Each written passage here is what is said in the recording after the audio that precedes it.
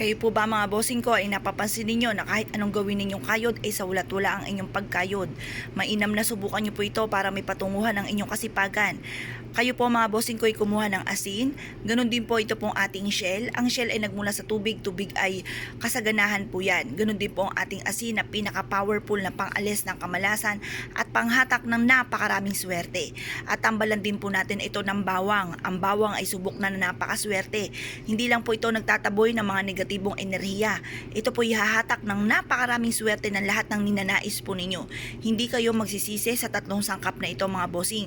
Gamitan natin ito ng power of 3. Ito po mga bossing ko ay isa sa mga proven na napakaswerte. Humarap po kayo sa may silangan na hawak ang tatlong ito. At pagkatapos manalangin po kayo ng mula sa inyo pong puso. Taimtim na panalangin mga bossing at i-mindset nyo na kayo magtatagumpay. At lahat ng mga hihilingin ninyo ay matutupad. Ngayon po mga bossing, sabihin nyo na dito na walang gamit na sana. Halimbawa po, ako ay magkakaroon ng maraming pera at ang aking kasipagan ay magbubunga. Ako ay magkakaroon ng ganito, ganyan. Banggitin nyo po lahat ang nais ninyo.